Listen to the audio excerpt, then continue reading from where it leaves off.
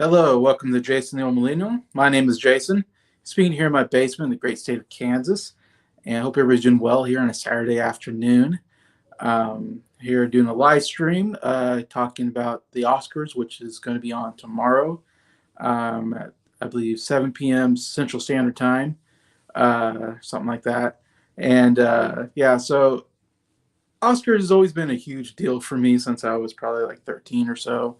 Uh, the first Oscars I really remember watching, I want to say it was like the 93 Oscars when David Letterman, it was 93, maybe it was, no, that was a little bit later. So that was about, maybe that was 95, 96 Oscars when David Letterman was hosting uh, and famously like was a bad hosting job, but I didn't think it was so bad. I kind of remember that a lot because I was a big David Letterman fan. And I believe that was the year Forrest Gump like won a bunch of Oscars. But yeah, I've been a huge fan of the Oscars since then. In the last 10 years, the Oscars have not been that great. I feel like a lot of the movies are pretty terrible that get nominated. I kind of yeah, I just don't usually like the movies that get nominated for Best Picture and other stuff. There's still some good stuff there that I like to root on during the Oscars. You know, it might have been acting, it might be a music, a song or something that I really enjoy that I root on to win. But yeah, so I still follow the Oscars pretty closely, even though they're not nearly as good, and they're pretty liberal as well, which I don't like all the liberal messaging in the speeches and so forth. You know, that's a bit cringe. They get a little too political nowadays. I wish they would stop with the politics, and I wish they would. I just wish they would nominate movies that people actually like and watch. That would be nice, you know. Like I said before on another live stream, I said like I wish we'd go back to the days where movies like Forrest Gump, Braveheart, Titanic, you know, are you know the biggest box office movie of the year and wins the Best Picture, or even Lord of the Rings: Return of the King in recent memory. But you don't get those anymore. You don't get movies that people actually like and watch, and also win the Oscar, which is unfortunate, and I think it really hurts the Oscars. Hey Drew, how are you doing? Nice to see you. Um, but yeah, so I still watch it just because it's a tradition to me is to watch the Oscars every year, and to also kind of pay attention to the award season, see who's winning. And you know, I try to catch up with all the Oscar type movies, so I kind of know what's being nominated. And I love predicting them. I love to try to predict the winners and all that. So that's what I'm doing today. Just going over the Oscar categories and who is likely to win, I think, in each category, and who my predictions are in that category. So we're just going to talk a little bit about the Oscars that are coming out tomorrow.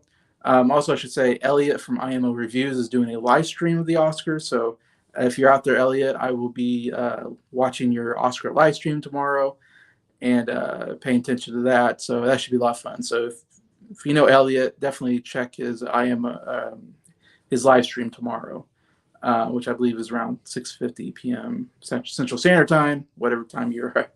Also, before I even get into this, I want to talk about an actor who died today, who I think very highly of, even though he's not a big named actor, and that is a Israeli actor named goes by Topol, Harem Topol, I believe his full name is, but in Hollywood.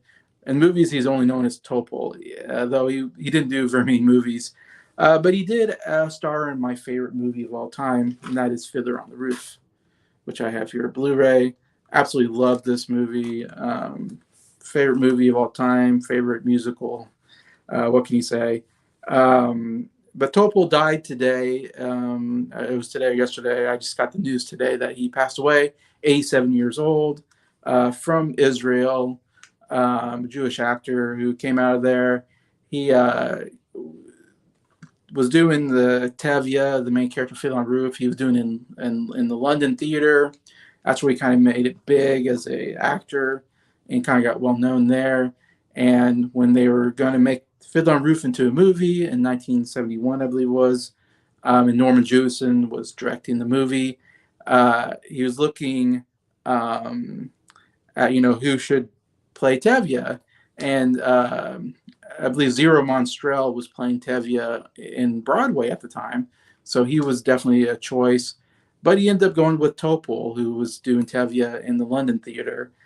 He just thought he had the perfect, look and sound and performance, and I guess loved the way he did it. So Topol never did a Hollywood movie before, and here he's getting the lead role in a big musical by a really great director, Norman Jewison, who already did, In the Heat of the Night, The Russians Are Coming, The Russians Are Coming, or some big ones that he already did. And this is definitely, I think, the best movie that he obviously directed, Norman Jewison. And yeah, so he got the biggest role of his lifetime, first role in a movie, a Hollywood movie, and it was a huge hit. Nominated for several Oscars, including Topol, got nominated for Best Actor in his first movie that he got to make, and he puts on an absolute amazing performance. For me, one of like top 5 best performances of all time, in my opinion. I thought he gave a really, really great performance. I can't say enough. His performance, it's dramatic at times, it's funny at times, it's sad. I mean, he just runs a whole gamut of emotions in this movie, and he just really just when he's on screen, he just commands the audience. He commands everything. You can't help but watch him. They do close up of his face a lot of times during scenes because he runs so much emotions in his face and his eyes, especially. He has such great eyes for when during dramatic moments that really make you feel those moments. Just an amazing performance. I wish he would have won Best Actor. They lost to The French Connection that year, which won Best Picture, Best Director, and Best Actor for Gene Hackman.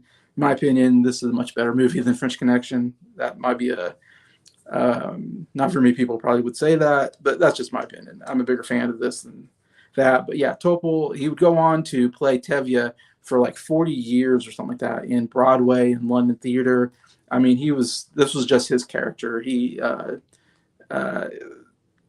Tevye will always be Topol's character. I mean, no other actor will ever take that away from him because he did it for so long on stage in theater, and he was always just a musical theater actor. He'd go on to the only other movie I know he was in was a James Bond movie, uh,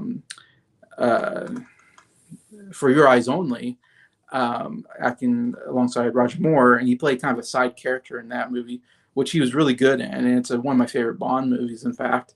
And probably because I love seeing Topol, and I wish I could see him more because I think he's so great. I was like, man, why didn't he do more movies? But I guess he just wasn't a Hollywood guy. He was, from Israel, and he did musical theater, like I said, in London, and then eventually I think he did on Broadway as well. And I guess that was always his passion, always where he wanted to be. Not didn't want to be a Hollywood star kind of guy, which to me is too bad because I would love to see him more movies. But whatever, he had a great living, and he did a great job there. Anyway, so just want to say, somewhat sad. I mean, he was 87, so he lived a good long life. Still, there's some sadness to me to see one of your favorite actors pass away, and go and you reminisce and think about all the great times you have watching your favorite movie with him in it. And that's for me. I think about him so much because of one movie he did really impacted me anyway. So yes, R.I.P. to Topol. And it's my sister. Yeah, because he was never in the limelight. He did a really big movie in '71, and then he was in a Bond movie later on. I guess that's probably in the '70s, and then he didn't do anything else Hollywood wise. So he was never in the limelight, never in the spotlight, and you didn't see any interviews with him in it. I don't know. He's just not a guy that was up front in the entertainment industry kind of guy. So yeah, it'd be a surprise if you don't follow him that he's still alive. Yeah, he's like I said, he has such a great voice. I looked up interviews of him recently, and he still has that great low baritone voice, and it's so cool to listen to. Let's see, I got Jamie Lee in the front row. Hey, Jason, here to share some love. Thank you. I won't be watching the Oscars, but think Elvis will win a lot. Interesting. Okay. Happy to see you so passionate about it. Yeah. Elvis, yeah, Elvis definitely is in the running for some Oscars. I think for sure. I don't know if they're going to win a lot. I think they might win some. They could go away not winning any, but I think they'll win at least one. I would say. We got Josh Scheer, who I know thinks Elvis is going to be winning some Oscars as well. Hello, Lego News. Glad to see you here. I don't know if you've been on my channel, but I see you all the time, of course, on other channels. So good to have you here. And then I got my good friend Adam. Hey, I'm like not super excited about the Oscars, but I always enjoy watching the Oscars because I'm not. There's not really a movie that I'm really pulling for. I was thinking the most excited I've ever been for the Oscars was the 2004 Oscars when Lord of the Rings: Return of the King had like 11 nominations and they won 11 Oscars. That was the most excited I've ever been probably watching the Oscars because I was like rooting for Return of the King the whole time and just being so excited to see them win Oscar after Oscar. And you don't see a fantasy movie ever win that many Oscars and win Best Picture, and that was pretty amazing. But yeah, I'm not as excited as I used to be. I used to be more excited about the Oscars, but it's still, a fun thing to kind of watch and, discuss. And now I have a channel I can, talk about it on my channel. That's always good. Let's see, Drew. I think Angela Bassett will win Best Supporting Actress for Outstanding Performance in Wakanda Forever. Yeah, that's one of the categories I'll talk about, and she definitely is one of the front runners in that category. I got Garrett, I guess. Hi, Garrett. You got not your SoundLab Studios. Oh, wait a minute. There you are again. I said I got Garrett twice, two different channels here.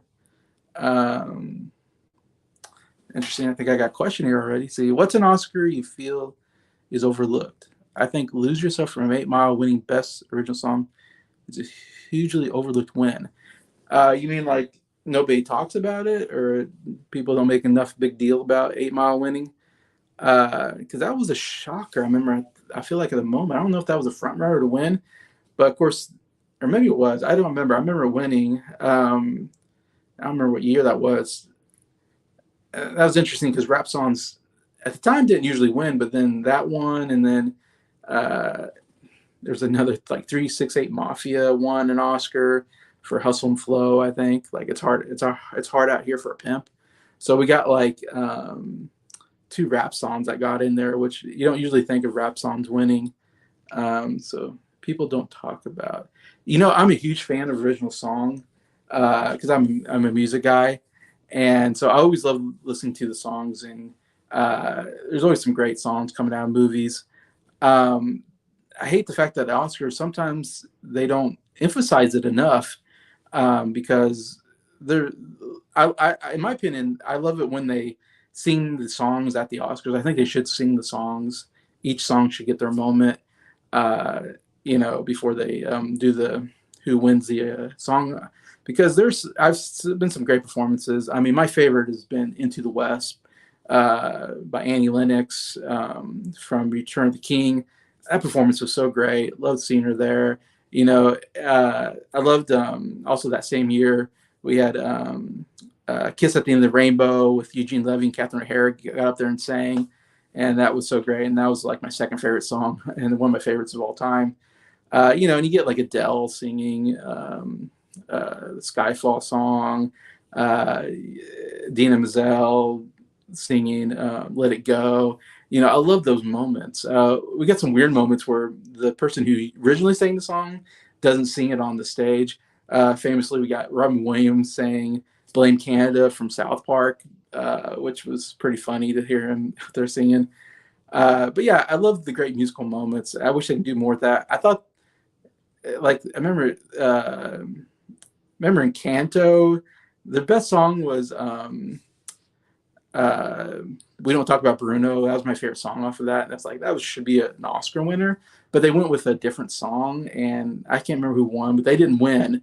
But they still sang we don't talk about Bruno on the Oscars because that was the best song of the year and it didn't get nominated. And so they did a performance which was okay. It wasn't as good as I wish it would have been, but yeah, I absolutely love the original songs a lot of times. I loved seeing those performances. So I hope they do that this year because I was so upset when the year the Muppets had maybe 2 song nominations or one.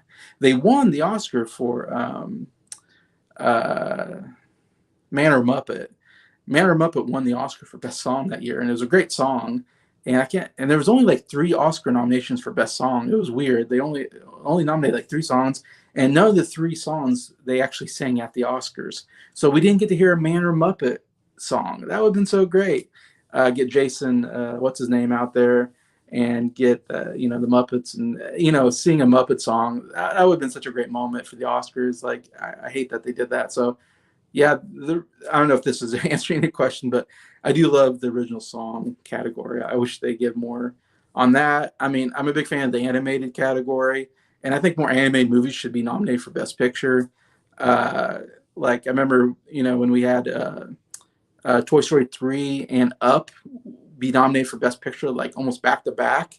Pixar had 2 Best Picture nominees back to back, and then they still haven't got nominated since then. And there have been some really great animated movies since then that just don't get in. So I wish we'd get more of those. But yeah, I love the animated category. That's one of my favorite categories as well. Musical score. I love listening to musical scores as well. So I'm always interested in who wins that category. Um, yeah, those are some of the big ones for me besides the obvious big ones. Let's see. It won the 2003 Oscars, and Lose Yourself was competition with other nominees like Hands of Build. Yeah, Hands of That Build America. That was the one that I thought was going to win because it was a U2 song, and of course, Gangs from New York was nominated for Best Picture. Let's see, and I movie on from Chicago. So Chicago, yeah, that was the year Chicago won Best Picture. Yeah, after the 2002 season, at the 2003 Oscars. Yeah, Chicago, which I was going to read this next week, but I just bought Chicago on Steelbook actually this last week. You see, I'm a fairly big fan of that. I like musicals, and I enjoyed that one quite a bit. But yeah, Chicago won Best Picture that year. Gangs from New York was one that Scorsese film with Leonardo DiCaprio, which I thought could win the Oscar for Best Picture.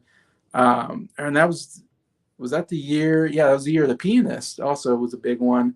We're at right. Adrian Brody won Best Actor, and Best Director went to Roman Polanski, the Rapist. So that was an interesting year. But yeah, I think I remember. Boy, it was that long ago. Yeah, I can't believe it was that long ago. That I guess I was in college. Yeah, like I was like freshman in college or something when that came out. That Lose Yourself won Eminem. Yeah, so that was interesting. Lose Yourself winning. Yeah, because I thought YouTube was going to win that. I didn't think they were going to give an Oscar to Eminem, and I think Eminem finally he didn't sing the song at the Oscars that year. He didn't even accept the award, but he sang it. I think a year or two ago. He sang it at the Oscars. I get to make up for it. But yeah, that's interesting. Yeah. I'm guessing maybe you're a big fan of that, of Eminem or Lose Yourself, Drew. Yeah. So yeah, they beat those 2 songs out. Yeah, Hands That Built America. Yeah, which was a decent song from U2. 8 people have submitted in my contest where I have this contest where you predict 20 categories, who's going to win the Oscar for 20 different categories. And tomorrow's the Oscars, so you have to get it in, before the Oscars tomorrow to be in the contest. So Abby, if you wanted to enter into that prediction contest, you have to do it pretty soon. Try to get in today if you can. But yeah, only 8 people have been in it, and I'm giving out prizes for first, second, third, but they're not like big money prizes or anything. They're just the prize really is just you get a chance to tell me like what you want me to do next on the channel, kind of things. But yeah, I'm getting a lot of questions. It's good. Here's a huge question for guys. Do you think Lose Yourself deserved to beat Hands That Built America and I Move On, or do you feel one of those 2 songs should have won? Yeah, I like Lose Yourself. I actually think I'm not a rap fan. I don't listen to Eminem, but I actually kind of like that song, that chorus. You're gonna lose yourself on a bump. It has a really good uh, good pace to it. It's really fast paced and it's got a good feel to it. So yeah, I don't mind it winning now. Looking back, I think at the time, I think I wanted Hands That Build America to win because I'm a bigger U2 fan than I am an Eminem fan, and U2 hasn't won an Oscar either. And so you think, well, that's a big band that you think would win an Oscar at some point. So yeah, I think at the time, but to be honest, if you compare the two songs now, I couldn't tell you what Hands Built America is because that's not a song that people ever talk about. While Lose Yourself is still a song I think people talk about and still one of Eminem's biggest songs. So yeah, Lose Yourself, I don't mind winning now because I can look back and go, yeah, that's a more memorable song. In Chicago has some good songs, but not as Abby, my sister says, not as memorable. Yeah, I'll say Lose Yourself probably. I like stuff to stand the test of time. And I think it's one of the problems with the Oscars. Stuff wins that nobody cares about. It's great when something wins and you go, oh yeah, I can look back and say, yeah, that was still pretty great. Hey Joe, hope you have a great stream. Who would you say is the worst Oscar winner ever? Um, well, you say who, like a person, or the worst movie? Like I hate Nomad. That's like the worst movie I've ever seen. I won Best Picture, I think, 2 years ago. Um, and Chloe Zhao won Best Director, and Frances McDormand won Best Actress. And I thought that movie it's the most boring movie I've ever seen in my life where nothing happens. There's no plot. It's just a pointless movie. And it's the worst Best Picture winner, in my opinion. Uh, and Chloe Zhao is just one of the most boring directors to ever direct a movie. Like I've seen like 3 of her movies. She did the Eternals. Eternals wasn't bad. That actually wasn't a bad direction. But I've seen like 2 movies of hers, and they both were so boring. It was really hard to get through. Um, I don't know. As far as acting, I don't know if you're asking about acting, Joe. That's an interesting question. Uh, I'd have to think more on that one. um, Obviously, like what's her name? The actress that won for My Cousin Vinny back in the day. That was a big, shocker that she won Best Point Actress for such a comedic role. But yeah, I can't think of an acting on top of my mind. I have to look it up. But that's a good question, Joe. Do you have one? But yeah. So anyway, uh, if I can, I'll get to talking about some of the categories here and my predictions. And I guess we'll just start with the big one and go on down. But the only 3 categories I don't predict on is the shorts. There's short live action, short documentary, and short animated. I don't care about those 3 categories because I don't watch shorts and I don't care about shorts, and it's impossible for me to predict. It's just a wild guess because I don't know anything about the shorts, and so I just kind of leave that out. Anyways, that's just me. So I only do 20 categories that really to me are important enough to predict on. So we'll start with Best Picture. That's the big one. We have 10 nominees. We got Everything, Everywhere, All at Once, All Quiet on the Western Front, The Banshees of Inisherin, The Fablemans, Elvis, Women Talking, Avatar, Top Gun Maverick, or I should say Avatar 2, The Way of the Water, Top Gun Maverick, Tar, and Triangle of Sadness are the 10 nominees. And I'll be interested in how many have any of you watched? I watched 9 out of the 10. The only one I haven't seen is Avatar 2 because it's not on streaming or video on demand. And I'm not going to go to the theater to watch a 3-hour movie that I'm going to be bored to tears because I was bored to tears from the first movie. So I'm not crazy to care about Avatar. I'll catch it whenever. I think it'll come on Disney Plus at some point. I'll watch it then. And it'll probably take me a couple of viewings to get through the movie. Anyways, but I've seen the other 9. Obviously, I think it's overall pretty bad movies. The only movie I think is not bad is Top Gun Maverick, which I think is just okay. Like I'm not even a big Top Gun Maverick guy. Everything else was pretty terrible is in this category that I've seen. Um, for the most part. Some of them aren't terribly, they're not terribly made or anything like that. I just didn't care for the subject matter, or I was bored with the overall movie itself. Um, Anyways, so there's some weird ones. Like Triangle of Sadness is such a weird movie to get nominated. It was a movie no one's ever heard of this movie. I don't know if it was in theaters, wasn't in any theaters near me. I just kept caught it on video on demand, and it's such a weird movie and doesn't seem like a Best Picture type movie at all. Tar was kind of that way too. Tar, I mean, I heard a little bit about, but it was in a movie again that I don't remember being in theaters, and it just kind of came out. I don't remember seeing any marketing. It just kind of came out of nowhere, and it was. I doubt anybody saw these movies. Women Talking, same thing. I don't think anybody saw that movie, and I don't know if it came out in theaters near me.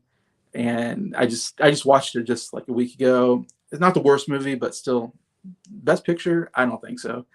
Um, Banshees of Inisherin, I'm not a fan of, but I get it. There's some things in there I understand that people will like. Everything Ever All at Once, another movie I didn't care for. I didn't get it, but people love that movie, and I kind of get it. There's some originality there. It's unique. It's interesting in some points, but All Quiet on the Western Front, I think was a really well made movie. Like I love the battle scenes. I think are so good. But it is the most disturbing, most depressing movie I've seen since like Saving Private Ryan, I think. And Saving Private Ryan's not depressing. I guess it's just disturbing, but this is depressing. I mean, it's such a depressing movie that even if you make a good depressing movie, you're still got a depressing movie. So it's like, why even try making a depressing movie? Is my opinion, but that's just me. I want to be uplifted at the end of the movie. I want to feel good about about life, not terrible. But anyways, The Fabelmans is it's just too long and boring for me, and I don't really care that much about the movie. There are some good performances those in there. Elvis the same way. Elvis, there's good performance there, except for Tom Hanks. I thought was terrible. Um, but I like Elvis is. I'm not a big Elvis fan, but I like some of his stuff. So I think the musical production was really good. I think Austin Butler's performance was great. It's just so long, and it's just yeah. I think they could have done a better job doing a biopic on Elvis in that one. So again, not great. Top Gun Maverick, I said, is okay. I'm not crazy about watching fighter jet pilots, whatever, flying planes. Doesn't really interest me. I didn't care for the first Top Gun movie, but the ending is good. It has a good ending to it, and it's exciting. It's uplifting. I felt good at the end, so that's why it's my favorite movie out of the 9 that I've seen. I don't think it has a chance for Best Picture. The movie that's been the strongest through the whole award season has been Everything Ever All at Once, which is so weird because it's the weirdest movie I've ever seen in my life. It's such a strange, weird movie. Um, I don't understand anybody can get through this movie while just going, "This is the wackiest movie ever made." And some people like that. I guess I don't care for that wacky of a movie. It doesn't really sit well with me, I guess. But it's surprisingly done so well because you wouldn't think a movie so wacky would be doing so well in the award season. You think it'd be more like, yeah, The Fablemans or Elvis or something like that would be more the front runner here. But Everything Ever All at Once has done very well throughout the whole award season. It's got the most Oscar nominations with 11. So usually that doesn't mean you're going to win Best Picture, but it does definitely gives you a bit of a advantage over everybody else to say, well, this is definitely a movie that the Academy voters really liked because it's getting nominated in all these different categories. It even gets nominated in some categories I wasn't expecting, like Best Song, I think maybe Best Score, which I wasn't expecting to get nominated. So they're nominating even the little ones that, it's doing both acting and also the, what do you call it? The, other categories, the sound and cinematographies and the production designs, all those kind of stuff. So it's getting all the little ones and the big ones nominated. So it's all over the place. So obviously very well liked. It won the gold, or not the Gold Globe. It won the Critics' Choice Award, I believe, and won the BAFTA. No, it didn't win the BAFTA. It won Critics' Choice and it won SAG, and it totally dominates SAG, which was the last award show we had, the Screen Actors Guild. I mean, it totally dominated because they got like Best Actress, Best Supporting Actor, and Best Supporting Actress, plus Best Ensemble. Anyway, so it totally dominated the SAG Award. So it's got some momentum going for it for sure, which sometimes is a big thing. Last year, I thought Power of the Dog was going to win Best Picture because I think he had the most Oscar nominations last year, and everybody, and I think Jane Campion ended up winning the Best Director Oscar, and so I thought, well, it's for a shoe-in for Best Director, or not shoe-in, but it's probably going to win Best Director and Best Screenplay probably, and uh, yeah, I don't know. I was expecting big things out of Power of the Dog, and it seemed to. I think it won maybe the Golden Globe or something. It seemed like it had some momentum, but then Coda came in and won the Best Ensemble Award, I think, at Screen Actors Guild. And all of a sudden, Coda kind of came from behind, from nowhere, and won the Oscar last year for Best Picture. So it's interesting somehow that can happen where one movie will dominate, and at the very end, another movie will come in and all of a sudden get some momentum going and win everything. So right now, Everything Everywhere All at Once is, to me, almost a for sure win, I think, for Best Picture. Not totally guaranteed, but I really think it's going to win, just because how much momentum's going for it right now, just dominating lately, and it's been pretty strong the whole award season. And it's got, like I said, it's got nominations in all different categories, so it's definitely the front runner for me, and it's my prediction for Best Picture. Uh, Now it's been kind of so from the beginning I said it's between Everything Everywhere All at Once, Banshees of Inisherin, and the Fablemans have been like the three strongest coming into the award season. People seem to really love those three movies as far as the voters. Now, Banshees of Inisherin did really well at the Golden Globes. That seemed to be its big thing because it won like a Best Actor for Colin Farrell, and it won it won Best Movie like for comedy or something like that. So I think it did really well. I think maybe Martin McDonough, whatever the director, I think he maybe won Best Screenplay or something. Anyway, so it's one early on. It was definitely definitely one of the big contenders for Best Picture, I think. But then lately, it hasn't really been winning a whole lot, except for BAFTAs and won like a Best Supporting Actor. But I don't know. It's not as strong as right now because I would say Banshees and Sharon maybe was the second strongest contender for Best Picture, but it hasn't been doing a lot lately. And then The Fablemans, I think, won like Best Director for Steven Spielberg, the Golden Globes, and I think won Best Drama. So it got really good, early on. I mean, the Golden Globes is the first big award show, and so it won the Golden Globe, and so it really gave him some momentum early on. But then hasn't competed in the other award shows. So Fablemans, I don't think, is a very strong contender in here. The other movie that could be a strong contender lately is really coming on is All Quiet on the Western Front, which is kind of surprising. It felt like a movie that I don't feel like was talked about that much until the award season came along, and then it's been getting a lot of nominations. It got like it's the second most nominated movie this year with I think it got like 9 Oscar nominations. It's nominated in like every single technical category, which was a word I was thinking of before I couldn't think of. But yeah, so it's got a lot of technical, and it seems like one of those movies that could win a lot of awards in the technical category. So if it starts winning a lot in the technical categories, it could give it a lot of momentum going on in the show. And so it's kind of starting to creep up as maybe a contender for Best Picture. Josh from Into the Lens had said lately that he thinks this is going to win Best Picture, which I was like, wow, that'd be a bit of a shocker, I guess, but shocking things happened at the Oscars. I think I was shocked when Coda won last year. I was shocked when even Green Book won the year that it won, and I was shocked when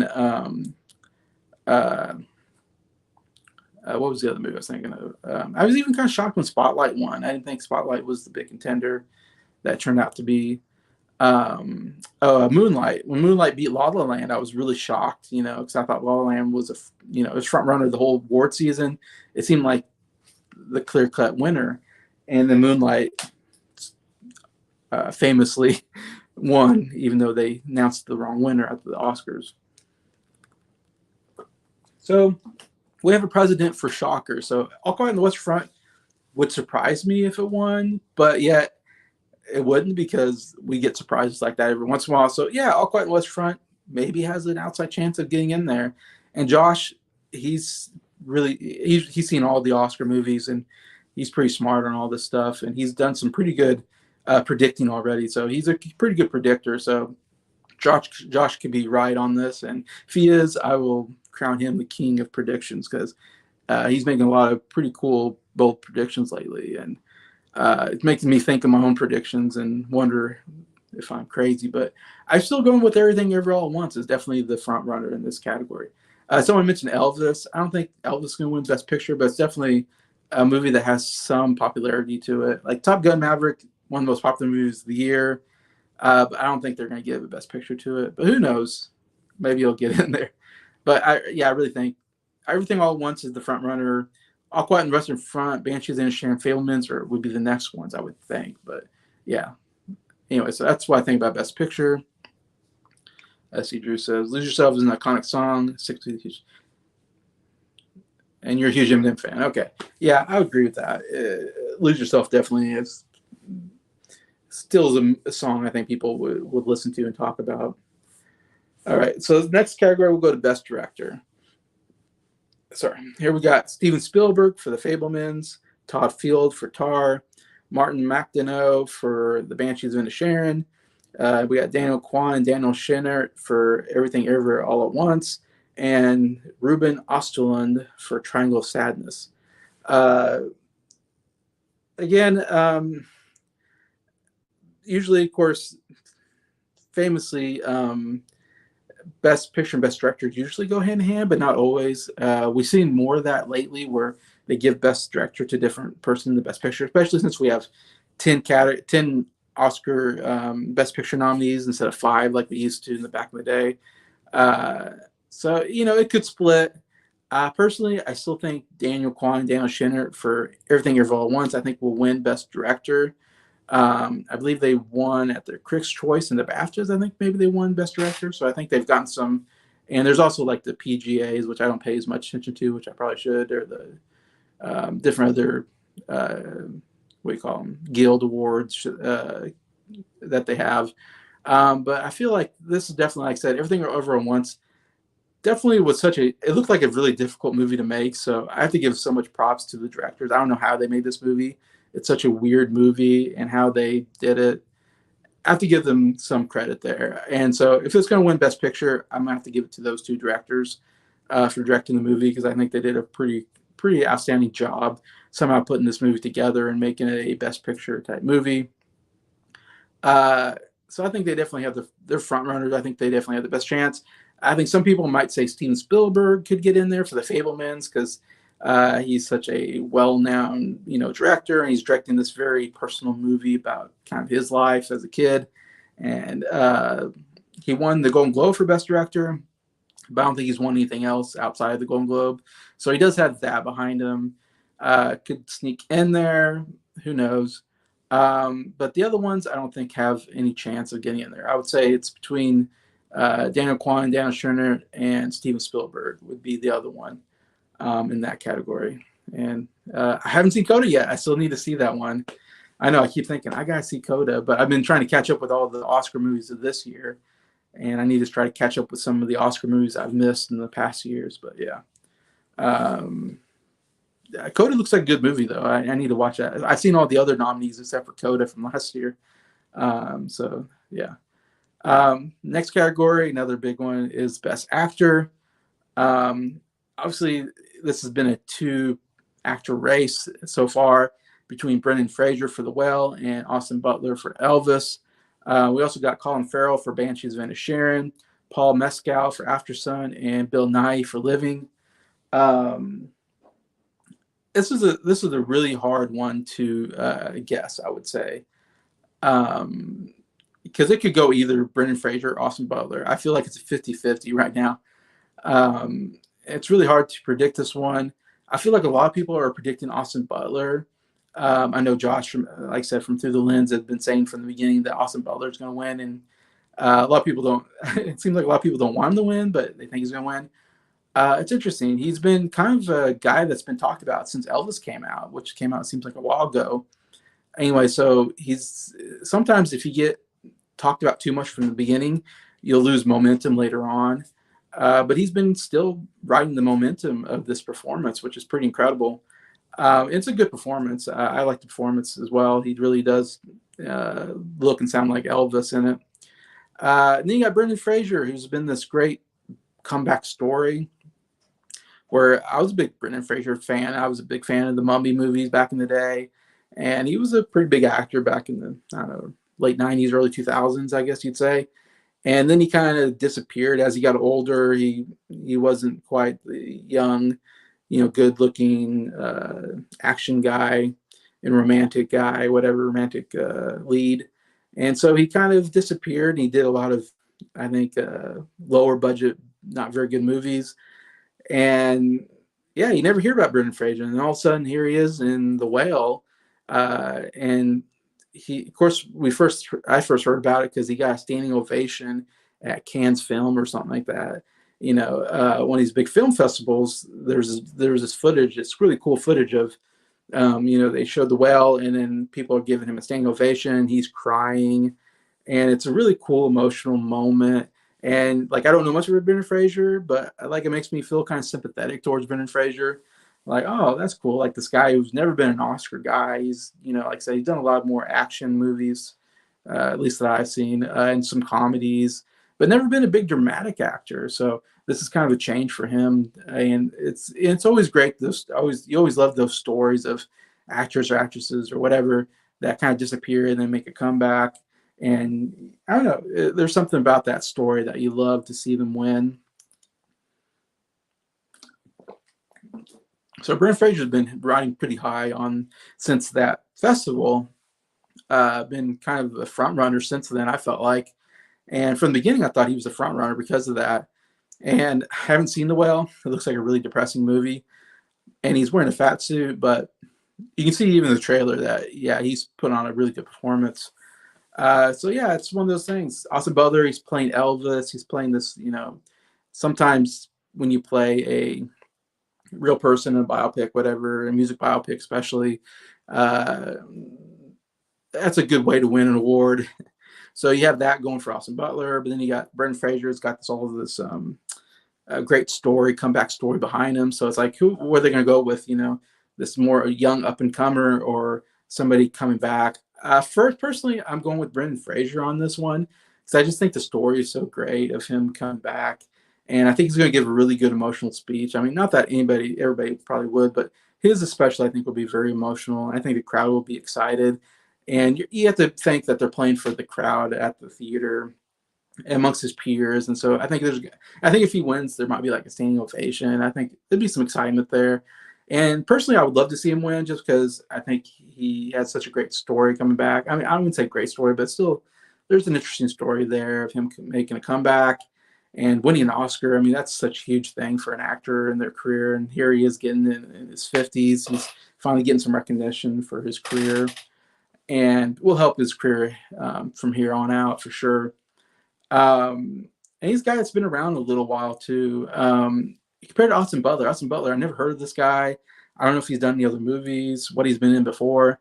So I feel like he's a little young and new to win. It'd be weird. Sometimes it happens, but it just to me feels like I don't know if they're going to give it to a guy that's not as well known in the movie business on his first, nominee.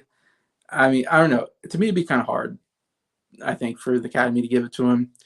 But you never know. He definitely has got a lot of momentum. Brendan Fraser's won I think, the Critics' Choice Awards, and he won the SAG recently. So I think that's why it's really, since he won the SAG, I think Austin Butler won the SAG. I'd probably go for Austin Butler here. But because Fraser won the Screen Actors Guild, that gives him a lot of momentum coming into this. I think Austin Butler won the Golden Globe and the BAFTA. And then Colin Farrell actually won a Golden Globe for Best Actor, I think, for like a comedy or musical for Banshees of Inisherin. So Colin Farrell also has an award in here, but he hasn't really done anything since. So I don't think Colin Farrell has a chance, even though he's the only other one. And then Paul Mescal and Bill Nighy have absolutely no chance because they're in movies that nobody watched. Or I know Josh, he watched After Sun, but I don't think very many people watched After Sun and Living or aren't very well known. While at least two of the other three are Best Picture nominees, which help. But I don't know. I'm still going for Brendan Fraser here. I think a lot of people would be happy to see him win, but it could be Austin Butler. I'd be totally off on that.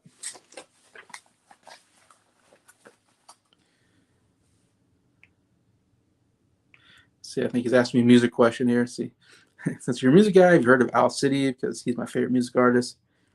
Your thoughts on his music? Yeah, and then my sister, yeah, I love Fireflies. I think that's a really good song. And he had a really good duet actually for the movie. Uh, uh, what's it called? Wreck It Ralph. At the end of that movie, he does a duet uh, with another singer. I'm forgetting her name. It's a really good song. I really like that song that they sing at the end. So I know two songs that he's a part of, and yeah, Firefly is an absolutely amazing song. I need to listen to him. So yeah, Owl City is definitely somebody. Sounds like a band, but I guess it's just one guy. He has an interesting sound to him, like more electronic sound to him, I think. And yeah, it's cool. So you're a big fan of his. I would love to listen to more of his music. I don't know if he has a whole lot of albums or I haven't really seen him like in in concerts or anything, or I mean, what do you say, in live performances. I haven't really seen him in live performances or um, yeah, Carly Rae is that uh, see to be Deer in the Headlights, Good Time with Carly Rae. Shooting Star. Okay, yeah, I think Carly Rae was the one that he did the duet with. But yeah, yeah, I like him. I need to listen to more of his music. That's for sure. Yeah, he's one of those guys I've thought of. Like, I need to listen to more Owl City because I do like that song so much. But yeah, so let's go on to Best Actress. Best Actress is another, I think, two-person race. We got Kate Blanchett for Tar, Anna de Armas for Blonde, Andrea Riseborough for To Leslie, Michelle Williams for The Fablemans, and Michelle Yeoh for Everything Ever All at Once. It's a race between Kate Blanchett and Michelle Yeoh. I think in Golden Globes, I think they both won a Golden Globe. I think if I remember right, Michelle Yeoh won for the comedy category, and Kate Blanchett I think won for drama. So they split on that because they didn't compete against each other. But then Kate Blanchett has won the Critics' Choice, I think, and maybe the BAFTAs, and then Michelle Yeoh just won the SAG. So they've been kind of splitting a little bit. I mean, Kate Blanchett has a little bit been more front runner and been more ahead in the categories, I would say, so far. I don't know if I have enough water to. I'm running out of water. Um, Kate Blanchett's definitely been the front runner from the beginning. Um, she's definitely is in every scene just about Tar, and it's a long movie. To me, it's not one of her better performances though. I think Kate Blanchett is one of the best actresses working today. I think she's a really great actress, and she's won 2 Oscars already. Best Actress. She won for a Woody Allen film a little while ago, maybe 5 more years ago. I keep forgetting the name of it. It's Blue Jasmine, I think the name of the movie is. And it's a really good performance, pretty good movie actually, and definitely deserving there. And then she won Best Supporting Actress for The Aviator, I believe, playing Captain Hepburn in that movie. And she's been nominated many, many, many times. She's one of the most decorated actresses we have today. You know, behind like Meryl Streep, maybe, and Frances McDormand have been the most awarded actresses that we've had. But yeah. So if she wins this, I mean, man, it puts her in the upper echelon of all-time actresses for sure. She's already in there, I think. But I mean, to win a third one, it's very hard to do. While Michelle Yeoh is one that's been kind of interesting, I never really thought of her as a best actress type, you know, and this is such a wacky movie, but she does give a good dramatic performance at the end, I think, especially. There's a good dramatic moment with her and the daughter in the scene by Stephanie Zhu, whatever. Um, so there's something there. And I really liked her in Crazy Rich Asians. So I'm really going for Michelle Yeoh here because, I mean, I've been a fan since watching her in Police Story 3 Super Cop with Jackie Chan. And then she was in a James Bond movie, Tomorrow Never Dies. That's where I kind of was, you know, big on her as this female action star. And I see her in stuff, you know, Crouching Tiger, Hidden Dragon, she was great in. And then recently, like I said, Crazy Rich Asians, she was really good in. I thought that was an Oscar type role. So I'm so happy for her because I think she's been in the business for a while now. And we haven't seen an Asian actress, I believe, ever win Best Actress. So that'd be really cool to see her kind of get that. You know, I think that'd be a great moment, you know, at the Oscars. And she definitely will. If she wins, she will talk about that. She's been talking about it throughout the award season, like she won the SAG recently. So I think that'd be pretty cool if she won. I think she has a better story behind her. Like I said, she hadn't won before, and Asian actresses don't usually win this category. So I'm predicting Michelle Yao, and maybe that's just because I'm going with my heart on this one, because I really want to see her win. But I think she has a really good chance, like I said, because Kate Blanchett has already won 2 Oscars, and Tar I didn't think was that great of a performance. So I don't know if it's so great that nobody can beat her that performance. And Michelle Yeoh, like I said, just won the SAG, so she's got some momentum going right now. And so she obviously was very well liked amongst the actors to win that award. And I think she has such. I always think of this as such: who has the better story? It's because it's not about who has the best performance. That's all. Of course, uh, opinion, but a lot of times it's who has the best story. And so sometimes I think of that when I think prediction. So that's why I'm going with Michelle Yao here for Everything Ever All at Once. But Kate Blanchett could win as well. So to me, it's like a 50-50 between those two. I think the other three you don't have a chance. They're all, nobody talks about them. It's just those two. But yeah, so you can't go wrong with either two of those, I think, nominations.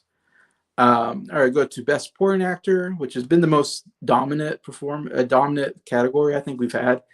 We got Ke Huy Quan for Everything Ever All at Once, Brendan Gleeson for Banshees of Inisherin, Brian Tyree Henry from Causeway, Barry Keoghan from Banshees of Inisherin, and Judd Hirsch from The Fablemans. Ke Huy Quan has been dominating this award season from the beginning. He's won everything except for the BAFTA, which went to Barry Keoghan.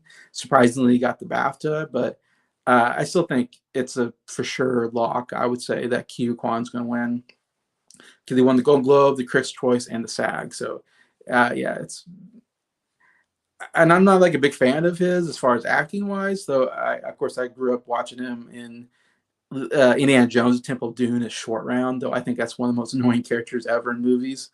Um, but he has such a great story behind him of this kid actor who kind of he Steven Spielberg kind of plucks him out of obscurity into this big, I mean, Indiana Jones movie. I mean, such a big movie to do your first movie on and play alongside freaking Harrison Ford. I mean, that's incredible. And he did some like Goonies, I think he was in, and he was in Encino Man with Brendan Fraser. Funny enough, so he did some stuff as a kid, and then as an adult, he really kind of disappeared from movies.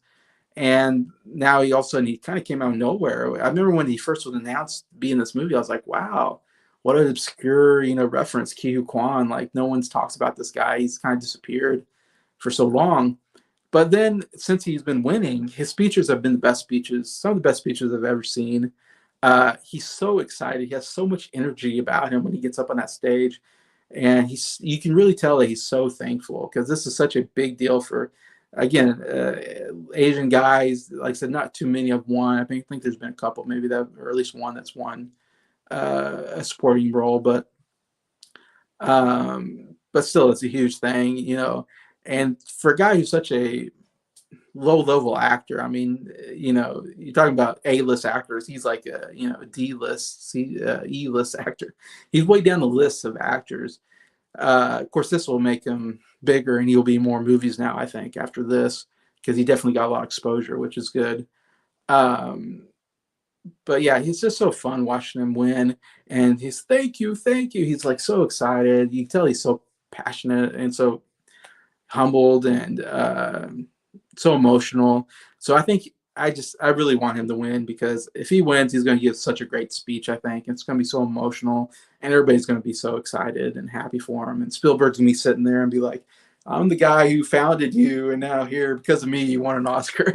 So it's so great to see. If he wins, it's going to be close up on Steven Spielberg giving a yes, good, well done, my son. Kind of look. Like so that's gonna be so cool. I really hope he wins, and I think he's gonna win. I think he's by far the front runner in this category. So not much to say there, but that. All right, best supporting actress. This is the hardest category to predict. It is almost impossible to predict the winner on this one. It could go so many different ways. Uh, that, yeah, I'm pretty sure I won't get it right. I'm almost going to say because I'm so unsure about this category, and supporting actress could be a hard category a lot of times. Someone can come out of nowhere and win, and you'd be like, what? So it could almost go to any of the five. We got Angela Bassett for Black Panther, Wakanda Forever, Hung Chow from The Well, Carrie Condon from The Banshees of Inisherin, Stephanie Sue, I think pronounce her names, from Everything Everywhere at Once, and Jamie Lee Curtis from Everything Everywhere at Once. Uh, Interesting. Yeah, early on it was like I don't know who's the front runner of this category, and then Angela Bassett won the first two. She won the Golden Globe and the Critics' Choice. And I was kind of surprised. I wasn't expecting Angela Bassett. I thought more like Carrie Condon or Jamie Lee Curtis might be in there, but Angela Bassett won the first two, and so that gave her the front running. So also I was like, oh, Angela Bassett, she can run the gamut. She's definitely the front runner in this category. And I can see, her being a fan favorite because she's been in the business for a little while now. She got an Oscar nomination early on uh, for playing Tina Turner. What's Love Got to Do with It? I believe the name of the movie is. Um, I know she got nominated for Best Actress, and that was back in the '80s, I want to say. So, I mean, it's like almost 40 years, probably 30 plus years since her first nominations, and she hadn't gotten one since. And so this is pretty huge for Angela Bassett, who's a solid performer. She's good in about anything I've seen her in. I was watching Mission Impossible Fallout the other day because I have it on Blu-ray, and so I was watching the Blu-ray of it, and she's the director of CIA on the movie, and I totally forgot she was in the movie. And I was watching, I was like, oh wow, there's Angela Bassett. Like, I mean, she's always good in everything she does, and so I think this would be a good, almost not a comeback win, but it's a good win for someone who's had a really solid career the whole life. Anyway, so she definitely has some momentum going for her because of those two wins. But then Carrie Condon actually won the BAFTA, so she broke Angela Bassett's streak there. And then just recently in the SAG Awards, Jamie Lee Curtis won from Everything Everywhere All at Once. So Jamie Lee Curtis has now kind of taken some of the momentum away from Angela Bassett. And so now I'm like totally up in the air. Like, I don't know who's going to win. Angela Bassett's been a strong contender. I think Jamie Lee Curtis could now definitely be in there. Jamie Lee Curtis, kind of similar. She's been in the business for quite a while now. I mean, since Halloween from back like 78, 79. So you're talking, 40 plus years ago, she started in the business. Of course, she's the daughter of Janet Leigh from Psycho and other movies.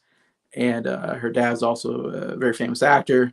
Uh, and so she's somebody that I think people really like. And I think most everybody would love to see her win. This is the first time she's ever nominated. So I think people are pretty excited to see, she's been around for a while. Now she got a nomination finally. Except that she's always been a comedy actor, not really a dramatic actor. And even this role was more comedic, I think, than dramatic. So it's kind of a weird role to get nominated in. I mean, I wouldn't give it to her because it's such a silly role. But I think people are pretty excited when she won the SAG. I think her peers were pretty happy for her. And she's kind of crazy. So I think if she wins, she'll give a crazy speech. For sure. So it's be unpredictable what she'd say. So I don't know. Part of me thinks Jamie Lee Curtis could definitely win. But Angela Bassett could win. And then like Carrie Condon has like an outside chance because Banshees Inisherin isn't getting a lot of awards. And plus, I think Everything Everyone Wants. I'm already predicting 2 acting awards for that movie. Movies don't win 3 acting awards hardly ever. It's only been like 2 that's ever won 3 acting awards. Like Streetcar Named Desire was one of them, and then I can't remember what I feel like there's 2. I think Streetcar Named Desire was one that won 3 Oscars for acting, and there's like another movie out there that won. But yeah, so that's why I'm not going towards Jamie Lee Curtis because I feel weird. Of course, they could lose another category, so I could be totally off on that. But I'm going with Angela Bassett because I feel like that's the safe right now. It's because it's so unpredictable. I'm like, I'm just going to go with the safe prediction here instead of going out of the box. And so right now I'm predicting Angela Bassett, but I have no confidence in that prediction, to be honest with you. Like I said, Jamie Lee Curtis could definitely get in there. I even think Carrie Condon could get in there. maybe surprise people. And then even the other two maybe would get in there, and you just never know in this category. But yeah, so I'm going with Angela Bassett for the moment, but who knows? Um, see, I got someone speaking Spanish, so I'm sorry if I don't answer you back because I don't speak Spanish. Um, let's see, so I don't even know if they're a real person or not. Anyways, next category, we got original screenplay, which we got Banshees of Inisherin, Everything Everywhere All at Once, The Fablemans, Tar, and Triangle of Sadness nominated in this category. To be honest, I'm not real confident on a lot of these categories. I'm just making wild guesses. I say wild guesses. I'm maybe not wild, but they're definitely guesses. Screenplay, I'm going with Banshees of Inisherin. Um, how do you know, how do you predict this category? I always think of the movie that has a lot of dialogue in it, and you know, and Banshees of Inisherin kind of has some comedy in it, though I didn't laugh really at the movie, and it has somewhat of original story to it. Of course, it's original screenplay, but I don't know. So I'm thinking Banshees of Inisherin. I think it won the Golden Globe for screenplay, if I remember right. I don't know if it's won a whole lot since then, but I don't know. It just feels like one of those movies that has such a dialogue-heavy movie that, and people seem to like the dialogue in the movie. So that's why I'm heading towards that. Everything Ever All at Once, like I said, maybe Best Picture, but I think more of the visuals than I do the screenplay on that movie or the dialogue. Fableman's okay, Tar, Trial and Sadness. I don't even know why those are in here. There's not much in those movies.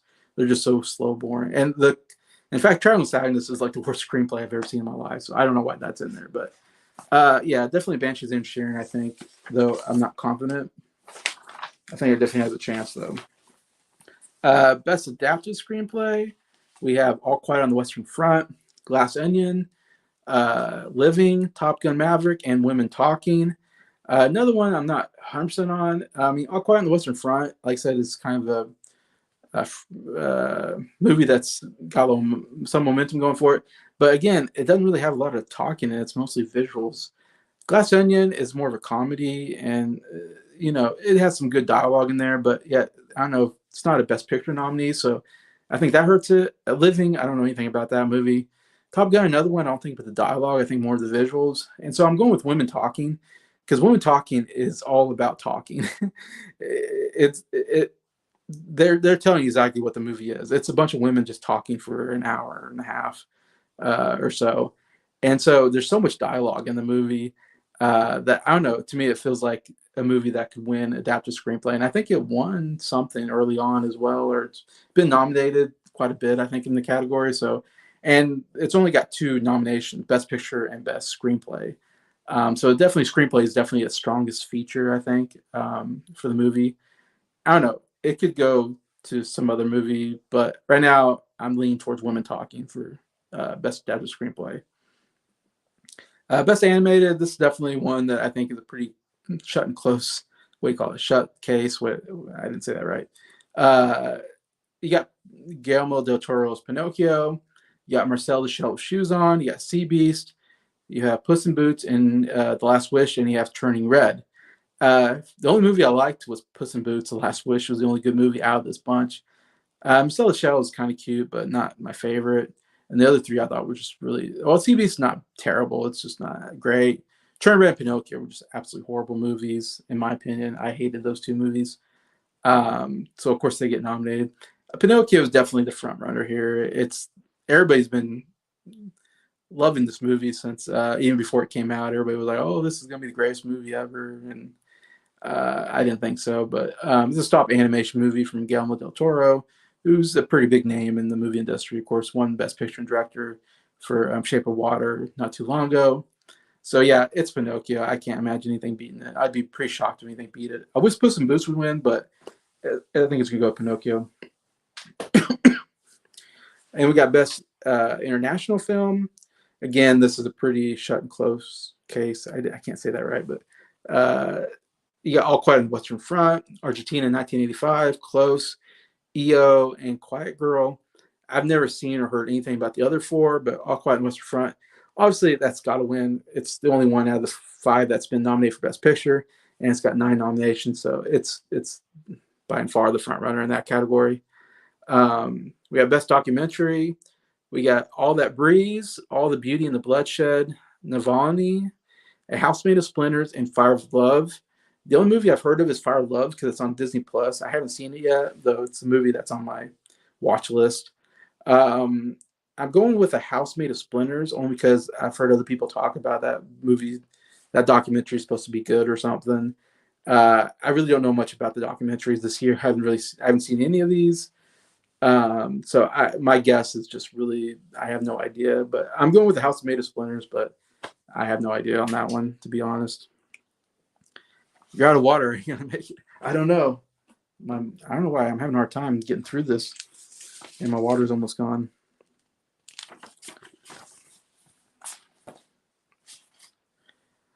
All right, we got original score. We got All Quiet on the Western Front, Babylon making an appearance, which to me, Babylon is by far one of the better movies that should have been nominated for Best Picture. It's kind of a shame they get nominated for there. Banshees of Inisherin, Everything Ever All at Once, and The Fablemans. So a lot of strong contenders here. I really don't know who's going to win. I haven't paid too much attention to the original score on these ones, so I don't have a real good prediction here. But I'm going with Babylon because I feel like early on people were talking about Babylon, which I guess if you watch the movie, there's like a lot of jazz. Of course, if you know Damon Chazelle, he loves jazz. All his movies have a bunch of jazz scores in it. So I'm going with Babylon only because I don't know, and I think I've heard some people really like the Babylon score, so I could be totally off on that. So, but I'm going with Babylon for that one. Original song, you got Applause from Tell It Like a Woman, or Tell Like, yeah, Women. It's a movie I never heard of. We got Hold My Hand from Top Gun Maverick, Lift Me Up from Black Panther, Wakanda Forever, This Is Life from Everything Everywhere All at Once, and Not To Not To from RRR. There's lots more water. All right. I can't say I'm like a big fan of any of these songs, but Not To I've heard is like the big front runner here for RRR.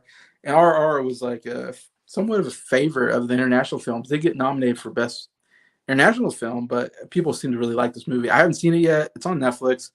It's like a 3-hour movie, so I'm like, maybe eventually. It's a foreign film, which I don't watch a lot of foreign films, so maybe I'll watch it at some point. But I think Not To is going to win this category. It seems like everybody's talking about Not To. I don't know anything about it, but that's what I'm going with right now. Let's see, Mike. Oh, you saw Dungeons and Dragons. Oh boy, I'm curious about that movie. I didn't realize it was out. I've seen a trailer for it, but I think Chris Pine's in it. But I don't know. Dungeons and Dragons doesn't exactly have a great track record for movies. All right, then we got Best Sound, which we got All Quiet on the Western Front, Avatar: The Way of Water, The Batman, Elvis, and Top Gun Maverick. This is another one which I'm not 100% sure on. Like I said, All Quiet on the Western Front seems to be in all the technical categories, so it definitely has a chance, I think. The Batman, a lot of people are talking about Batman because it does have a good sound the mix or whatever to it. So I've heard some people predict the Batman maybe could get in there. I mean, Elvis maybe because it's a musical, and so there's a lot of stuff going on there. So I can see Elvis winning in this category. Personally, I'm going with Top Gun Maverick. I definitely think there's a great sound design there with the how they had to do all the jet planes flying and stuff. So I think that has a really good chance. I'm going for Top Gun, but I'm not real confident about it. I feel like the other movies that I've talked about could win in that category. And sound is always one. It's a hard category to predict. I'm not real in on. I don't pay attention to sound so much when I watch a movie, I guess. So just total guess. Plus, I don't know. I feel like Top Gun Maverick should get one Oscar, and this is the category I'm predicting it to win. Then we got production design, which we got All Quiet on the Western Front, Avatar: Way of Water, Babylon, Elvis, and The Fablemans. Another one I'm not 100% on, but I feel like I haven't predicted All Quiet on the Western Front for anything, so I'm putting All Quiet on the Western Front here because I think it should win some categories, some technical categories, because it is a real good technical movie. Has a lot of good stuff visually going for it. Obviously, Avatar 2, The Way of Water is a visual movie. Uh, all of it's CGI though, so I don't understand what production design is. It's something someone made up in a computer. So I don't know. Maybe that'll win, but I just feel like it doesn't. How do you compare that to an actual set that's built? Like All Quiet on the Western Front. I mean, World War I trenches. I mean, they look so amazing. Like I know that must have been quite a. When you see someone walking, like it feels like forever down a trench. I mean, it's a cool visual, and I think, gosh, they had to build those trenches. They had to build the no man's zone land, whatever, with all the barbed wire and stuff. Uh, so I think there's definitely some good design there. Babylon definitely has some good set designs because it's about movie making. But like I said, Babylon's not nominated for Best Picture, so I don't feel as strongly about it. But that definitely could win there.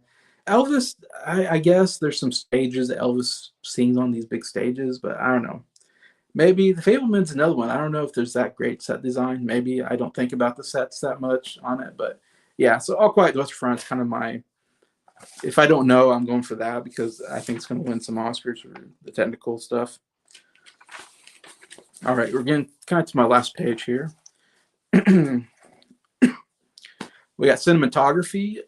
We got All Quiet on the Western Front, Bardo, False Chronicles of something something. Um, it's a foreign film on Netflix. I haven't seen, but we got Elvis, Empire of Light, and Tar. Cinematography is an interesting one because it's what movie looks the best, I guess. You can kind of say. And again, I have to go with All Quiet on the Western Front because it looks so good visually, and they do so many cool things visually with that movie that I go towards that when it comes to technical awards. I've heard Bardot is really good cinematography, which makes sense because Inarritu, the director, has directed some really good looking movies like The Revenant and Birdman. So he's really good at directing like really cool looking movies. But such a obscure movie. I don't know if it'd get in there. Elvis, I don't remember that much about being great cinematography. Tar, I don't really remember that being much on cinematography. So those are surprises. Emperor of Light, I haven't seen, but I've heard it's the only nomination they got is in this category. So I know it's called Empire of Light. I know it has a lot to do with the lights and stuff. So maybe there's some cool visuals there. I just don't know. Everybody says it's a terrible movie, so I don't think much about it. So that's why I'm going with All Quiet on the Western Front there. Then we got hairstyling. Another one that's really hard to predict. We got All Quiet on the Western Front, The Batman, Black Panther, Wakanda Forever, Elvis, and The Whale. Hairstyling, it's makeup and hairstyling. It's kind of the makeup award. Uh, Again, I really don't know. This is a really hard one to predict.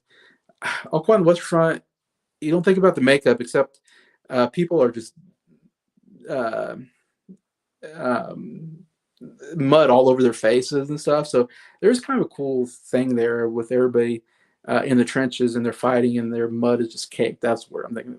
Their faces are just caked with mud, and so there's kind of a cool like makeup thing there. I think the way they made the soldiers look. So I can see it winning there. The Batman, the thing about hairstyling and makeup is they're really big on fat suits. If someone wears a fat suit, you get a nomination. Like I want to say Austin Powers to The Spy Who Shagged Me, I think maybe got an Oscar nomination because Fat Bastard, Michael Myers had to wear a fat suit for Fat Bastard. And I want to say so there's some really weird, obscure movies that will get in this category just because somebody wears a fat suit in it. And here we got the Batman where we got Colin Farrell playing the Penguin is in a fat suit there. Elvis, we got Tom Hanks is in a fat suit as Colonel Tom Parker. And then we got The Whale, which, again, Brendan Fraser's in a fat suit throughout the whole movie. So those are the three fat suit movies. And so I tend to go towards one of those movies because I think they really are impressed with the fat suits. Black Panther, Wakanda Forever, yeah, obviously it's a big action superhero movie, so there's always a lot of makeup and hairstyling in those movies. But again, Black Panther is not Best Picture nominee, so I don't know, and I don't think about it as much. It could go like with any of these movies. I'm predicting Elvis because I think Elvis will win some, and I haven't really predicted Elvis to win a whole lot so far. So I feel like Elvis is going to get something. So I put Elvis in this category. I guess again, like I said, plus I mean, plus they did a lot of stuff with Austin Butler, I suppose, but mostly because of Tom Hanks is in a fat suit and it. Uh, Not that it's the best fat suit ever, but I'm just going with Elvis because I feel like it should win something there. So that's what I'm going with. Next, we got Best Costume Design. We got Babylon, Black Panther, Wakanda Forever, Elvis, Everything Ever All at Once, and Mrs. Harris Goes to Paris, which I'm sure I know my sister liked that movie a lot, and I know Mike liked that movie a lot. I still need to watch that movie. I don't know a lot about it, but obviously, if you go to Paris, there's always a good fashion. So I'm guessing there's a lot of fashionable dresses in it or something. Everything Everyone Wants. I don't really think about the costume that much. I suppose there's different costumes. Babylon is. I love the costuming in Babylon. Personally, I would love to see that win. Especially Margot Robbie. She wore some really nice dresses. I mean, I was watching that go, oh man, Margot Robbie looks really good in that dress. So definitely knows Babylon a lot. And Black Panther, of course, you got all the hero costuming in there. But I'm going to go with Elvis on this one because of all of Elvis's different costumes that he wears. And the best part of Elvis to me was his Las Vegas stuff, where he's, and he's got so many iconic, jumpers and so forth. And yeah, I really like the Elvis costuming. And again, I think Elvis will win something. So uh, I'm predicting in this category as well. But I don't know. It could go with the other ones. I'm not totally confident about it. Let's see, Mike. Please watch Miss Harris Goes to Paris. It surprised the hell out of me last year. I know it made your top 10, which shocked me. I was like, wow, a top 10 movie? Really? Never heard of that movie until I know my sister and my mom saw it and they liked it. So I was like, oh, okay. Don't know anything about this movie. And then Mike liked it. So I'm like, wow, Mike likes it. Okay. Maybe it's something to watch. So yeah, I do want to watch that movie at some point. Could surprise me. Yeah. Next, I got film editing. We got the Banshees of Inisherin, Elvis, Everything Ever All at Once, Tar, and Top Gun Maverick. This is one I'm going to go with Everything Ever All at Once, just because I think that must have been so hard to edit, because it is like I said, such a wacky movie, and there's so much changing because it goes through the multiverse. This is a multiverse movie, so they're going through different universes. Where one universe they got hot dog fingers, one universe they're made out of rocks, or they are a rock. In some universes, yeah, there's a talking raccoon. I don't know. It's weird all the different universes that they go through, and so uh, I don't know. It's incredible. I would say I don't like the movie, but it was incredibly edited. So I can't imagine anything beating it out. I'd be shocked if anything beat it out. I might be wrong, but I just think, and plus I'm predicting for Best Picture, so I think it definitely has that going for it. Um, yeah, so I don't know what to say except I think that was so hard to edit. Just I'm not an editor, but it looks hard to edit. All right, last category: Best Visual Effects. We got All Quiet on the Western Front, Avatar: The Way of Water, The Batman, Black Panther, and Top Gun Maverick. I think we can all say this is a pretty sure bet for Avatar 2: The Way of Water, which I haven't predicted to win anything else. To me, it's almost a surprise movie. I didn't think it was going to be like a Best Picture type movie. The first one was, but I thought that was just like a flash in the pan. But I guess, and the Avatar 2 has done very well in the movie theaters, box office wise. I think it's a number one in the box office, with Top Gun Maverick being number two. So those are two big ones in the Best Picture category. Um, but first Avatar, I think, won. It didn't. It was nominated for Best Picture. It lost to The Hurt Locker back in 2009. Uh, but it got like it didn't get any acting, but it got like Best Director out of James Cameron, the first Avatar, and I think it won like Best Visual Effects, and it won like 2 or 3 Oscars. It was one of those, or maybe even 4. I don't know. It was one of the movies that won a bunch of technical awards, but lost out on the big ones. And this time, it's getting nominated in all the technical awards, but it didn't get a directing nomination or anything. So I don't think the Academy's as big on the second one as they were on that first one. And so this is the only one I'm predicting it to win, but who knows? It could win some other technical categories, but I think it's a lock-in for visual effects. That's why it's here, because it's a visual effects movie. It's all done on computer. They've he spent 12, 13 years in between Avatar 1 and 2 or something like that. Uh, Waiting for the technology to get better. And Avatar, the first one was like a technological, breakthrough. And I guess this one is as well. So yeah, I think everybody's predicting this one to win the visual effects. I'd be surprised if they don't win that one. Anyway, so that's the 20 categories, my predictions, my thoughts, who who I think is going to win and who might also win, who's are the front runners there. So yeah, thanks to everybody watching this. I appreciate you asking the questions and giving your thoughts on this. Definitely, if you're watching this afterwards, give me any of your thoughts on the Oscars, who you think's going to win and all that. I've heard so many different people. I mean, this is going to be interesting because you got everything everyone wants. You got people that are really big on All Quiet on the Western Front, some on Elvis, some on Fableman. So yeah, some on Top Gun Maverick. I mean, there are definitely different ways it could go, or people are predicting different things. So I think it's going to be an unpredictable Oscars, to be honest, and that'll be the most interesting part, maybe, of the Oscars is just the unpredictableness of it. Anyway, so yeah, I'll be watching tomorrow. Man, it's definitely stay. If you haven't, go to Elliot's IMO Reviews channel and watch his live stream as I will tomorrow. But yeah, so thank you everybody. Hope you have a good weekend. Bye.